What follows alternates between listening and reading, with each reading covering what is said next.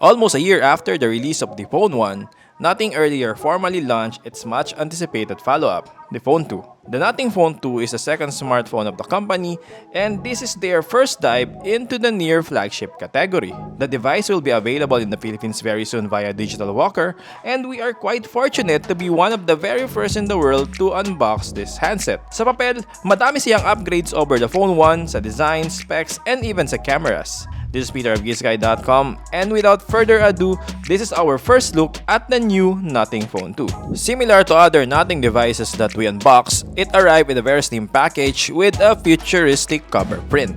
To open it, you will have to tear a portion of the carton cover. For me, hindi lang siya ganun ka-friendly to those who want to keep the original state of the package for whatever reason. Once done, you will see a thicker carton inside where you will find the phone itself alongside the SIM ejector tool, USB-C to USB-C data or charging cable, and the paper warranty document. Yung talagang unique dito is nasa transparent theme pa din si Nothing, even yung mga inclusion sa box. The SIM ejector tool is pill-shaped na transparent, and even yung dulo ng USB-C ports transparent. Taking a closer look at the phone, meron siyang built-in plastic screen protector. That's it.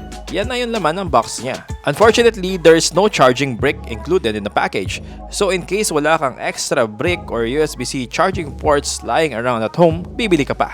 Companies like Nothing will argue that this move is better for the environment kasi they are assuming na meron kang USB compatible brick at home. My concern here is I'm not sure if it is safe to use and if I will be able to enjoy it with other power bricks not mentioned in their list of PD chargers. To be sure, use a compatible brick na lang. Obviously, wala din siyang free earphones. Unlike most phones we tried at this price point, wala rin siyang free case. Bili na lang tayo ng Nothing Ear 2 nila. Maganda yun for me. Hopefully, magkaroon ng promo sa Digital Walker like last year na may free case, screen protector, and power adapter. The good thing about this package is wala siyang plastic parts talaga. Based on the product briefing that Nothing sent us, its back and front are made with glass and are protected by Corning Gorilla Glass. Meanwhile, the frame is made with 100% recycled aluminum. This even has an IP54 rating for water splash and dust resistance, which is slightly better than the IP53 last year. However, hindi nila minention kung anong type ng Gorilla Glass yung ginamit nila this time. Last year, Gorilla Glass 5 yun. But when you hold the product, you will immediately feel the difference from last year. This feels better, heftier, and better overall. Yung first change na ginawa ni Nothing here is they made its back design curvier while keeping yung flat display. The result is mas comfortable siya to hold. I also noticed na hindi siya as much fingerprint magnet as their first phone para maganda pa rin tingnan yung phone mo. May slight changes din sa kanyang GIMP interface, yung ilaw sa likod. Mas madami siyang strips this time. This is a feature that I will not likely use as ayaw kong maistorbo ng mga notifications from my phone. But I can see why Nothing opted to use this lighting interface. Let's be honest, cool siya tingnan and madami na siyang features and use cases ngayon. Nice yung meron siyang ringtone effects, charging indicator, and GIMP progress among others. It still has a protrusion on its pair of 50MP cameras, but it isn't that wobbly when placed on a flat surface. The mic and LED flash near the cameras are seamless as well. In front, Nothing made the display bigger at 6.7 inches with a super smooth 1 to 120Hz refresh rate, HDR10+, and FHD+ resolution. It has a top center punch hole, and the company made its bezels even slimmer. The result is it is only a tad bigger than the Nothing Phone 1 with a smaller 6.55-inch screen. Obviously, the screen feels more immersive as well. By the way, sabi ni Nothing, it has up to 1,600 nits brightness, more than double yan compared dati. Maliwanag din siya talaga so far. Meanwhile, the frame has visible antenna lines. On top, it has the first mic.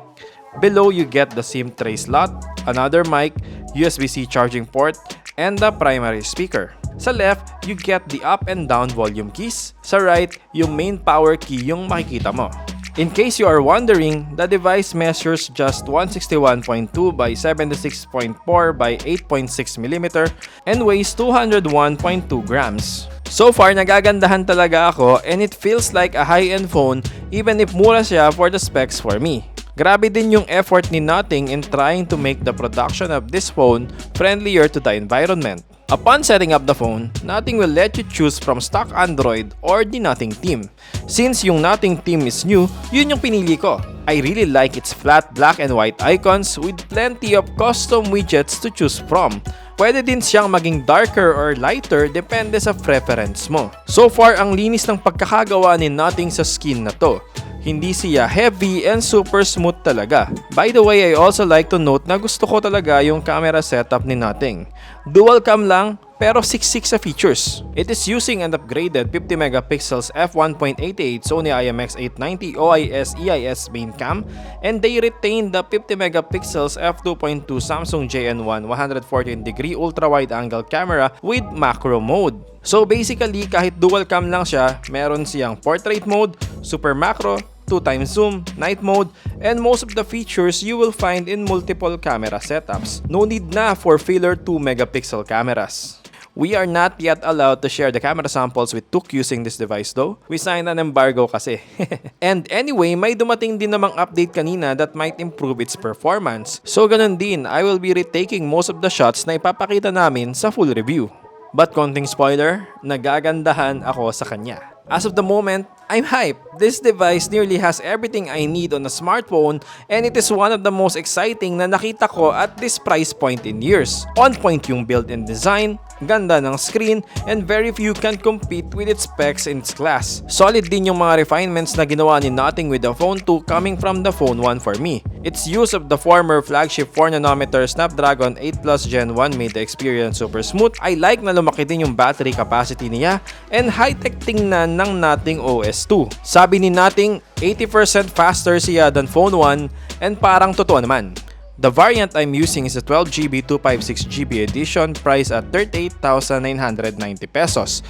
It also has a beefier 12GB 512GB version which retails for 44,990 pesos.